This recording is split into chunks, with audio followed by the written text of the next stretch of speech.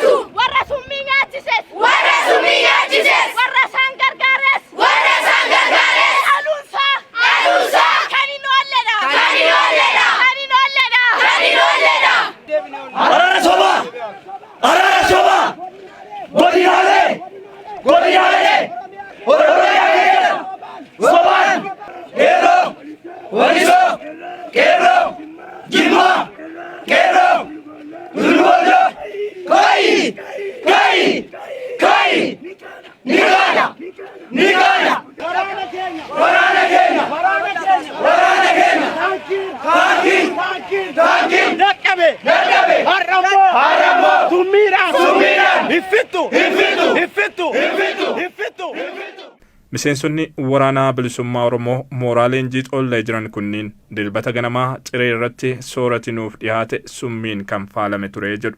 Sababuma kanaan miseensonni hedduun erga shaayee ciree irratti dhiyaateef dhuganiin booda of wallaalanii kukkufuun gara hospitaala Qidduus Luqaas magaalaa Walisootti argamutti guuramuu ibsaniiru.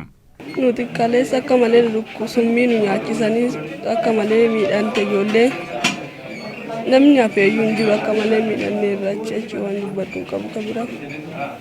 Rakkoon kaleessa mooraa xoollaatti nu mudate anis warra miidhame keessaa tokko. Haa ta'uu ganama akkuma durii akkuma mala keenya sa'aatii cireetti baanee ciree nyaachuu danne.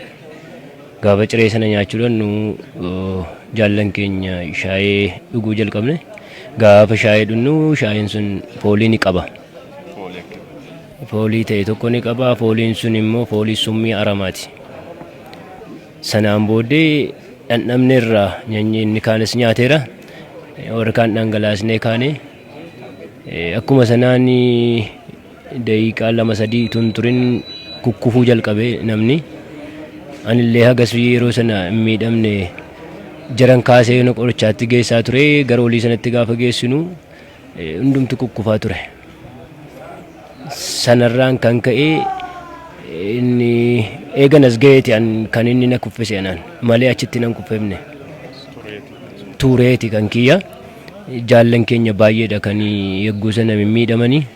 Maqaan kiyyaa Ayyala Geetachoo jedhama. Gujii lixaa aanaa Hambalaa Mannaarraa dhufe. Amma yaadanni amma kaleessa gochaawwan kalee nurratti raawwatame ibsuu gaafa barbaadu kanaan dura samnamu jaalowwan naan dura kaasanii turanii wantoota ka'amii jiru kaasuu barbaada uummata Oromoos akka nu beeku. Maalidha kaleessa gocha cimaatu nurra raawwatame.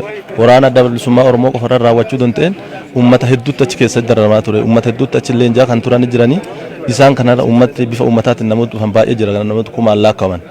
Isaan kunni hundarra rakkoo gaame. Kana gaafa jennu uummanni Oromoo achi keessa baay'inaan waraanaa wal qabatee uummata wal qabatee akka miidhaa irra gahuu fi akka dhumaniif jedhamee yaadatamee ta'uu jedhamee kan ittiin karoorfame kan nurra raawwatame jechaadha. Kana namni kan gochisan keessaa yoo ibsuu barbaade kan dhiigaan diddigaa inni diddiganii diddiguun jira. Baay'ee kan lubbuudhaan darbu gaane gulukoosii itti kaanee jechaadha achi baadhannee dhufnee as geenne. Gaafa as geennu immoo qorichi suni kan summiin yaadamee raawwatame suni kan turtii gaafatu jechuudha. Namni fayyaadhaan nama dhukkubsataa baadhatee dhufee as ga'ees as dhufnee kan jignes jira. Anuyyuu akkasiin jigee marfeena waraananii fooyyaa argadhe jechaadha. Nu keessa dhokate jechaadha. Ammas immoo sodaan jiru keessa keenya ammallee namni hundi sodaa qabna ammallee keessa keenya sirriitti utuu nu qoratame bareedaadha. Rakkoon achitti nu mudate kaleessa waan fardii waan hamaa waan ta'e malee rakkooleen xixiqqaanis haa ta'u gurguddaan nima jiraata. Haa ta'u immoo kaleessa wanti nu mudate suni baay'ee rifaatu guddaa keessarree nu seensisuu qofaa otoo hin taane waan ijaan mul'atu nu mudate ta'e jedhee waan qindaa'effame nutti fakkaata. Kanaaf ganama ciree irratti namoonni sa'aatii beekamaa sana irratti ciree nyaachuuf achi deemanii yeroo deeman sana keessatti immoo warroonni ciree san nyaatanii bakka lamatti nyaatama warreen bakka tokkotti nyaatan suni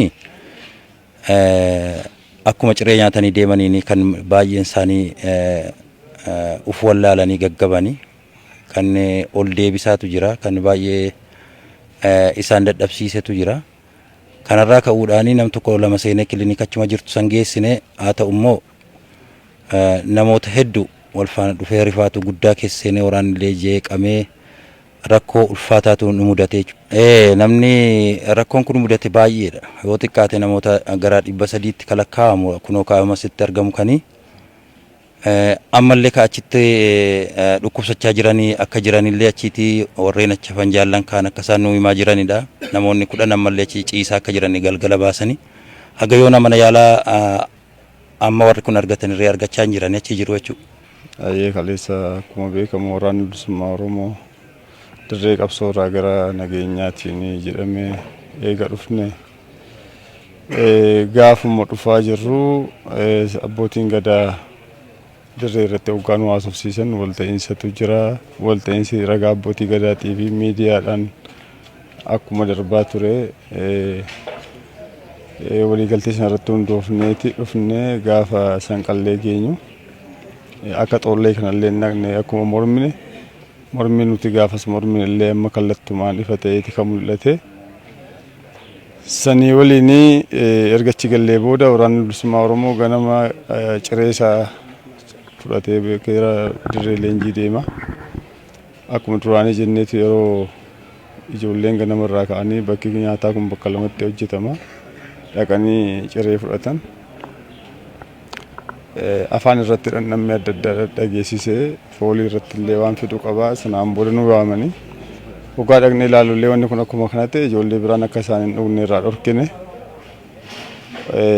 hoogganaan mooraa sanaa bilbilee komishinar Tsaayee fi kumaandar Tacaaneen kan jedhaman lachuun isaanii dhufanii osoo manuu isaanii wajjin shaayee kana fuunee itti argisiisne laalanii osoo manuutii mareerra jirru achumatti ijoollee nama lama irratti mul'ate jechaadha. Saniin dura mallattoon argame hin jiru. Garuu osoo manuutii eenyu ijoollee namni lama hoqqisuu eegalanii jechaadha.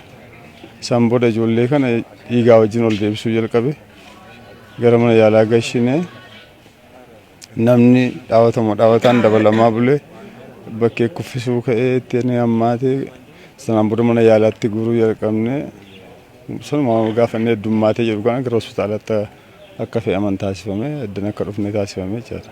Miseensonni waraana bilisummaa Oromoo gara hospitaala Qiddus Luqaas Wolisootti geeffaman kunniin tumsa ogeeyyii fayyaa hospitaalichaa fi birmannaa hawaasaa magaalaa Wolisoo fi naannoo isheen wal'aansa argachuu isaanii himan. Kanneen miidhamni cimaan isaan mudates itti fufiinsaan yaalamaa jiraachuu OMN'if ibsaniiru. Kaleessa of hin beekum ture ammi summii sana ammas illee of hin beeku ture eegi dhufnee mana yaalaa kana galle uummanni keenya dhufee nu qaqqabee eegi aannan nu unachiisaniiti kan obbarre. Garaa keessa baay'ee nu gube garaa keessa qoma kana keessa nu guba hamma mataatti miillaan immoo kon sochoone miilla kana keessa nu laamshessee of qabuu dadhabne jechuudha.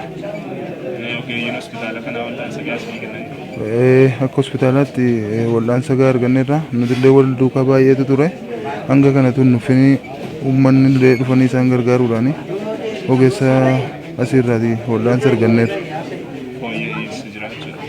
Egaa hammonaatti jijjiiramni jira garuu taa'eeti kalee sana na dhiisee ture deebi'ee immoo ammallee baay'ee natti cimee jira deebi'ee jechuudha. Ijoolleen tokko illee bakkeetti deebi'anii kan kuffeenii jaallee keenya kanallee bakkee lama qabanii fidanii dhufan jechuudha. Daganatti deebi'ee kuffisee ture. Haalli summii sana nu keessaa baduu hin dandeenye. Hagas maragaa fayyeera jechuun qaami koo lafa kaleessa dheengaddaatti nan deebine waan sun summiidha. Ammallee ni jira harka koorra. Yaalonni fayyaa iddoo kana jiran galanni isaanii guddaadha. Tumsa guddaa nu godhanii baay'ee nu wajjin dhamaanii ammallee galata guddaan isaanii fawwa.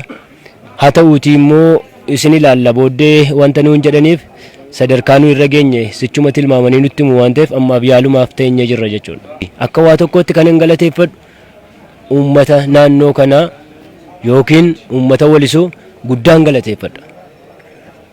Qeerroo qarree jaarolii harmootii kaleessa nuu dirmatan lubbuu keenya baraaruufillee hagas mara baay'ina isaanii yoon beekuu baadhee dhibeedhaan machaa'ee yoon jiraadheyyuu nu qaqqabaniiru. Har'as gumaachi isaanii guddaadha. Nu biraa hin hafne jechuudha.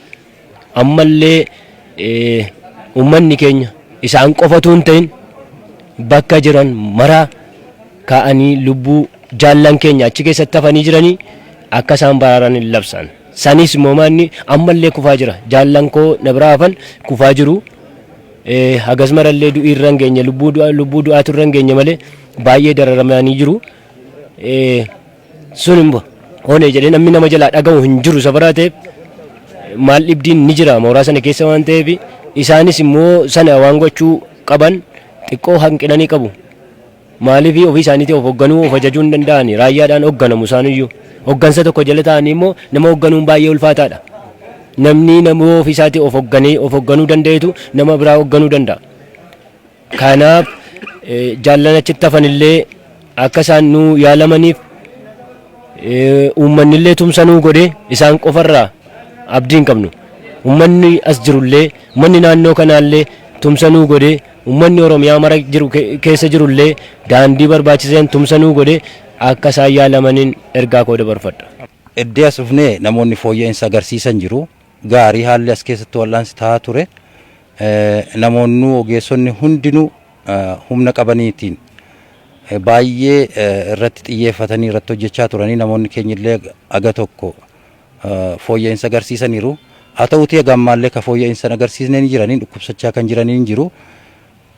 Haalli dhukkubichaa immoo xiqqoo fooyya'eera jedhamee ilaalame xiqqoo turee deebi'ees immoo yeroonni ijoollee kuffisuu argaa jirra jechuudha. Kanaafuu amma kana qulqullaa'eera yookaanis immoo fayyaniiru jennee amanuudhaaf nama rakkisaa jechuudha. Baay'ee guddaa wanni nama nuti galateeffannu hojjettoota fayyaa Walisootii fi uummata Oromoof qeerroo magaalaa Walisoo jiran ituun galateeffateen darbuun barbaadu. Galanni isaanii bilisummaa ta'uun jira. Guddaan nu dirmatanii hanga danda'ametti ijoolleen tajaajilamaa jiran kun yaalamaa jiru. Garuu hanga ammaatti warrumti kaleessa yaalamanii wayyaanii sosocho'an immoo ganama kanatti dhaga'amaa jiru. Garaa keessaa nu ciniinaa waa dhibee adda addaan nutti dhaga'amaa jiranii ibsataa jiranii jechaadha. Hanga ammaatti fayyaniiru jechuun hin danda'amu. Yaalamaa jiru immoo du'arraa dandamataniiru. Xiqqoo fooyyee ni qabu. Miseensota waraana bilisummaa Oromoo xoollaa jiraniin alattis namoota yeroo garaa garaatti humnoota nageenyaa mootummaan to'atamanii mooraa leenjii xoollaa jiran keessaa namoonni soorata fayyadamaniin miidhaaf saaxilaman jiraachuu dubbataniiru. Gareen hawaasa keenya keessaa hidhaman deeggartoota ta'an illee gaarraa keenya jiru. Sanaan kan wal fakkaatu wal makuun illee ni dhufe jechuudha yegguu sanatti. Yeroo wal makuun dhufuu nuti kaleessa karaa nagaatiif ayyuu keenyaa fi haadha siiqqee yookiin abbaa gadaa hooggansa keenya yookiin jaal daawudiin dhageenyee owwaanne jechuudha. Meeshaa baannullee fuunee dhufne waraana danuun karaa nagaati jennee dhufne seenne har'a yeroo asseen dararaa guddaatu jira jechuudha mooraa sana keessa. San qofallee miti deeggartoota yookaan deeggaraa siyaasaa jedhanii qeerroon keenya hidhaa jiranillee kaleessa yeroo isaan nu lafaa warra kufe lafaa kaasuuf itti fiigan yeroo itti humnumti addaa Oromiyaa nu eegu jennee nuti gaachana keenya jennee isaan bukkee jirru yeroo isaan isaanii reebantullee ture jechuudha kaleessa. Sanarraa kan ka'e dhaabuma kanarraallee amantaa dhabuu keenyarra jechuudha. Maaliif karaa nagaatiin nu waamanii ka'anii dararaan uummata keenyarraan dhaabbanne nagaadha jedhamee labsamaa jira. Nagaan sun ni mirkanoomne jechuudha. Kaleessa woobootu nagaa kana buusuu dhorkaa jira jechaa turan. Har'a immoo WBOn harka isaanii keessa seenee jira. Daran isaan immoo uummata keenya illee sanarra darbanii isuma mana hidhaa jirullee akkam WBO kufee dhattee lafaa kaastaadhaan reebaa turaniiru jechuudha guyyaa kaleessa. Kaan immoo dararaan guddaan achirra nurra raawwatamaa jira jechuudha. Maaliif ijoolleen fakkeenyaaf kanaan qaraan leenjifamtoonni leenjaanii kan baanan marsaa duraa kan baanan jira. Achi marsaa baansanii ala achi qabamanii kaleessa namoota yeroo namni nama dhagaa miira nama dhukkubsatee nama dhagama kan walii yaadatee wal gargaaraa turan jira. Isaan sun immoo nutti makuu didanii achitti buqamanii ijoolleen sun kan nurraa dhoowwamanii sammuun isaanii saayikoo isaaniis bu'aa turanii ciraa tafanii uummata wal gargaaruuf walii dhufu kanaan dhoowwanii achitti ukkaanfamanii jiran jecha. Kunis maal akka ta'uu danda'e qaamni laallatullee laalee namni gocha leenjiidhaa dhuftan erga nuun jedhanii leenjii namni leenja'ee hubannaa fudhatee galuudhaaf malee akka dhiibbaa agarsiis namarraa ga'uun maaliif akka ta'es baay'ee sodaa keessa jiran jechaadha. Ammas tarii immoo uummanni namoonni achi nu biraa kaafanii jiru yoo amma bilbilaan bilbilee dhageenyu isaanis ammas akkuma kaleessa namoonni kun dhukkubsatan achi dhukkubsataa jiran jechuudha. Haga ammaatti garuu dhumne kunis hordoffiin waan hin jirreef hordoffiin laafaa akka waan ta'utti jira jechaadha achitti yookaan dhoowwamanii ta'a maal akka ta'an bilbilaan ijoolleen dhageessaa jiran sunis haga ammaa dhufanii nu biraan geenne rakkoo guddaatti kanaan nu gahaa jira jechaadha. Ogeeyyiin fayyaa hospitaala Qiddus Luqaas Wolisoo battalaa taateen kun mudachuun dhaga'amerraa kaasee tumsa guddaa hawaasa naannoo waliin taasisaniin namoota balaan kun isaan mudateef wal'aansa barbaachisu kennaa turu dubbatan. Namoota sababa kanaan faalaman kan dhibbaan lakkaa'aman wal'aanuu isaanii kan eeran ogeeyyiin fayyaa hospitaalichaa ammatti haalli yaaddessaan gaaga'ama lubbuu hordofsiisuu danda'u kan hin jirre ta'uu dubbatu. Haalli nageenya isaanii yeroo kana gaariirra jira. Miidhaan hin taane jechuutu hin taane miidhaan mudateera namoonni miidhaman jiru. Miidhaan isaanii garuu hamma ammaatti kan lubbuudhaaf sodaachisu hin jiru. Haala gaariirra jiru akkuma qaqqabaniin yaalii barbaachisaan yaalii gaariin godhameeraa fi hojjetoonni hospitaala keenyaa warri guyyaa kaleessa guyyaa dilbataa kana hojiirra hin jirrellee mana isaaniitii dhufanii hundumtuu iddoo jiran walitti qabamanii gargaarsi ga'aan godhameeraa fi amma haala gaariirra jiru jedhameeti yaadama akkuma waliigalaatti. Wanti yaaddessaan amma ammaatti hin jiru. Egaa isaan akka kaasanitti summiin soorata faana akka kennameef sanadha kan isaanii kaasanii. Amma kana baay'inaan dhibamuun isaaniis immoo wanti inni mul'isu jira. Isin akka ogeeyyii fayyaatti maal jettu? Kan jedhame akkuma summiin soorata faana laatameedhaa fi kan ammoo hamma tokko mirkaneessuu kan danda'u namoonni kun kan isaan sooratan bakka tokkooti. Rakkoon isaan irratti mul'atu, dhibeen isaan irratti mul'atu, mallattoon isaan agarsiisan waluma fakkaata. Kun summii ta'uu isaa mirkaneessa akkuma seera isaatti akkuma saayinsii isaatti namoonni iddoo tokko yeroo sooratan wanta wal fakkaatu dhukkuba wal fakkaatu yoo dhukkubsatan dhibee wal fakkaatu mallattoo wal fakkaatu yoo agarsiisan summaa ta'uu isaa agarsiisa. Kun egaa adeemsaan gara boodaatti immoo mirkanaa dhibba summiidha moo miti kan jedhamu ammaaf garuu mallattoon isaa sanuma fakkaata akka muuxannoo kanaan dura qabnuttis summiidhuma wajjin wal fakkaata summaadhuma ta'aa jedhamee yaadama. Miidhamni humna wallaansa keessaniitiin ol ta'ee bakka biraatti dabarsan. Hamma ammaatti hin jiru. Baay'inaan addanumatti gargaarsa kan argatanii baay'ee akka humnaa olitti kan yaadamu baay'ina isaanii irraan kan ka'edha. Baay'inni isaanii akka malee baay'ee sababa ta'aniif iddoon illee dhibee akkuma argaa jirtan keessallee naannoftanii akkuma laaltan baay'een isaanii lafa ciisaa jiru. Inni kaan siree wanti irra ciibsinu hunduu dhumee walanqate harki caalu lafa ciisanii jiru. Tarii isa sana akka humnaa olitti kan fudhatame malee qixa gargaarsaa irratti humnaa ol ta'ee gara biraatti kan ergame hin jiru. Dandeettii ogeessaa ol ta'ee kan ergame hin jiru. Baay'ina waliigalaa namoota miidhamanii simbira dhufanii wal'aansa dhufanii amma ammaatti baay'ina isaanii lakkoofsaan adda baafnee waan mirkaneessee beeku hin qabu garuu akkan ilaalutti gara namoota 100 olitti waan siqannatti fakkaata. Sanaa ol ta'u yaada garuu baay'inaan an ofii kooti adda baasee jala muree hin beekne amma ammaatti adda hin baafan. Tumsi hawaasaa baay'ee akkuma argamaa jiru kana baay'ee kan namatti toludha. Tumsi hawaasaa ummati waanuma danda'uun waanuma qabuun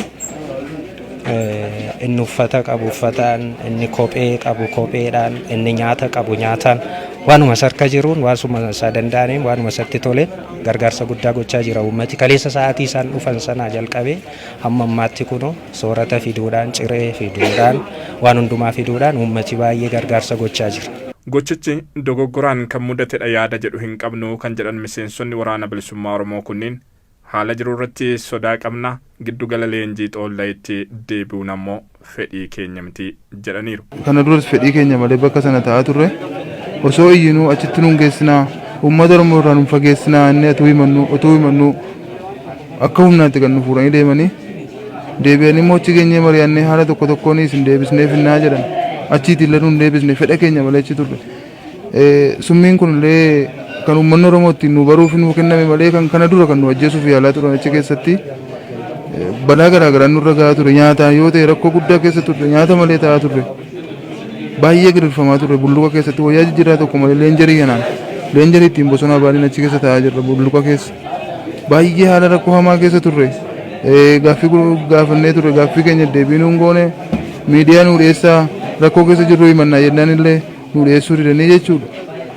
Waraanaa nutti naannessanii ta'anii waan fiddan hin qabdan jedhanii kan achi keessa nu tursiisan malee rakkoo hamaa keessa ture. Rakkoo kana hin jedhamne waan inni keessa galle jechuudha. Nuti achitti deebi'uuf immoo ammallee taanaan nuti fedha isaas hin qabnu hin deebinu jenneeti kan jirrus carraa lubbuun jiraachuu yoo qabna ta'e achitti deebina yaadu'an ammallee carraa lubbuun jiraachuu keenyaan beekamu yoo garuu lubbuudhaan hin hamna ta'anii achitti hin deebinu.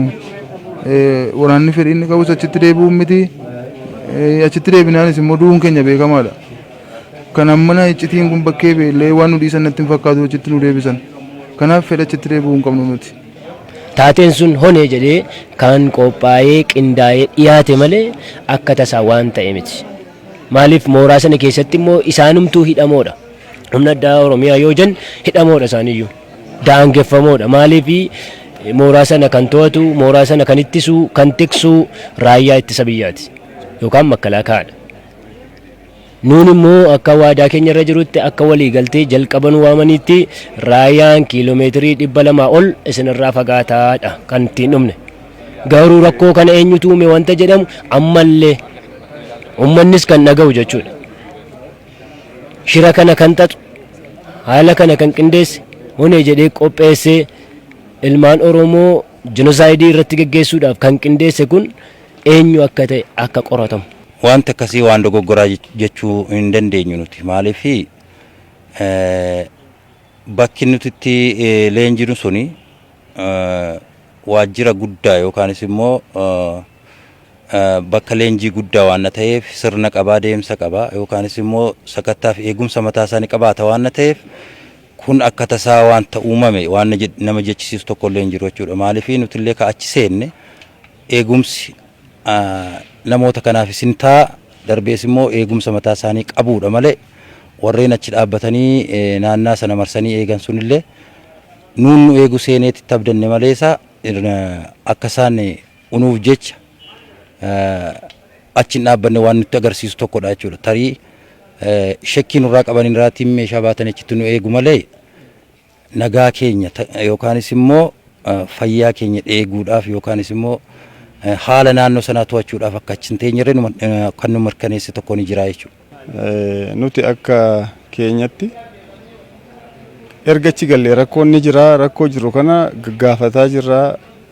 Rakkoo ulfaataa fi rakkoo xiqqaan ni jira. Jalqaba waggaa achi gallurraa kaasnee jijjiirraa mooraa sanaa gaafachaa turre. Jijjiirraan mooraa kun akka nu ta'u jennee gaafanneerra. Deebiin kallattumaan deebii quubsaa waraana kanaaf deebi'uu hin dandeenye. Waraana karaa nagaatiin dhufeedha. Waraana humnaan dhufe miti. Waraana lola baqatee dhufe osoo hin taane nageenyatti amanee dhufeedha. Waraanni nageenyaan dhufe immoo akka nageenya filatee dhufe wanti inni barbaade kamiyyuu deebii ga'aan deebi'uufii qabaa jechaadha.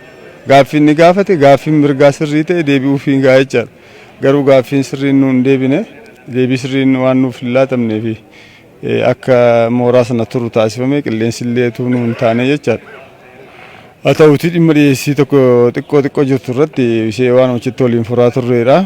Inni hanga kanatti osoo hin taane sadarkaan amma yaaddessaa ta'e lubbuu namaarra dhabamsiisuu irra ga'e kun waan baay'ee abdii nama murachiisuu fi yaaddoo hamaaf nu saaxileedha jechaadha. Maaliif mooraan sun mooraa kan isaanumtiyyuu keessa akka barbaadanitti bakkee bahuu hin dandeenye, ka bakkee illee dhufee seenuu hin dandeenye rasiitii yoo qabaate malee. Garuu wanni kun qindaa'inaan hojjetame jechuu dandeenya.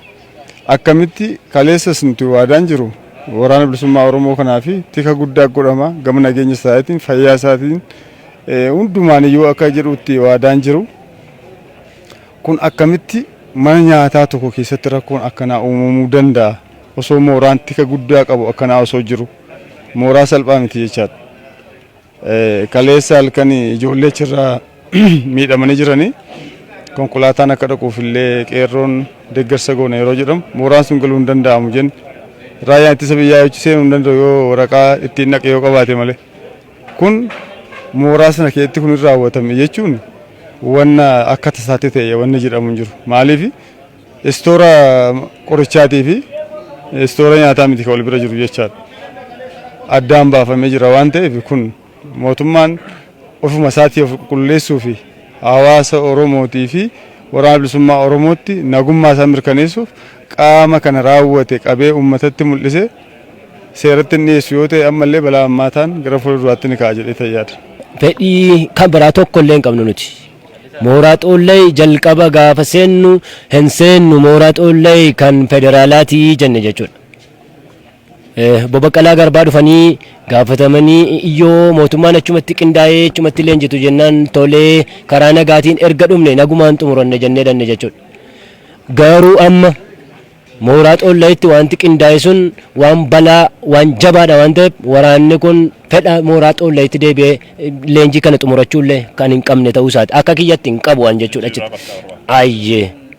Wanti falata inni yaannu gaafuma nu achi seenne jalqaba poolisoonni Oromiyaa kenna as keessa baay'ee sin socho'ina qaama sodaachisu jira.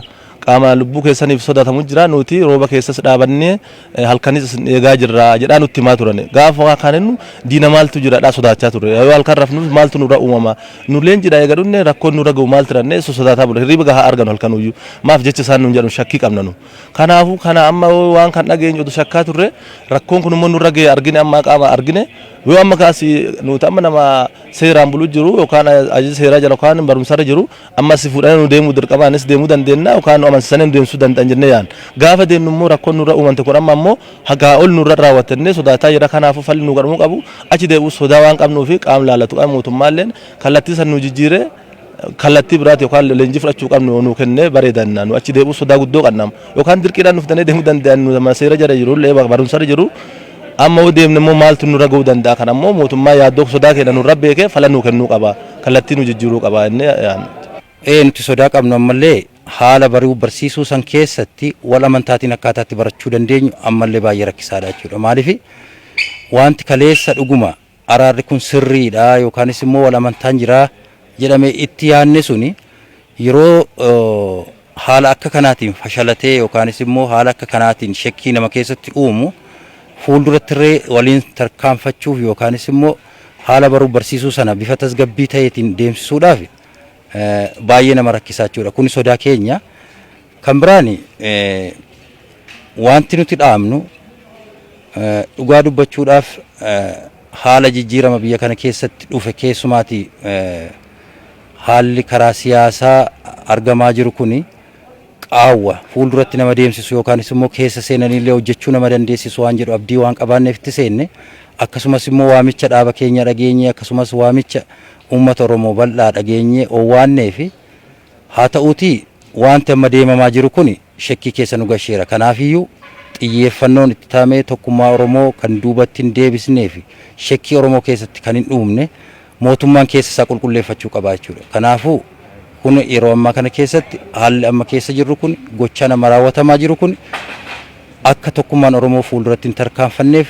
lafa hin qabanne waan gochaa jiruu fi isa kanarratti xiyyeeffannoo qaamoleen dhaabbileen siyaasaa hundinuu keessumaa mootummaan keessoo isaa akka inni deebi'ee of ilaalu asumaan dhaamuuf barbaanna jechuudha. Tokkummaan uummata Oromoo murteessaadha. Tokkummaan dhabuudha uummanni Oromoo kan inni faca'ee ture. Tokkummaa dhabuudhaan gabrummaan duratti umrii dheereffatte harqoota gabrummaa ofirraa gatuuf kan qabsoon bara dheeraa gaggeeffamaa ture. Fuula duratti uummanni Oromoo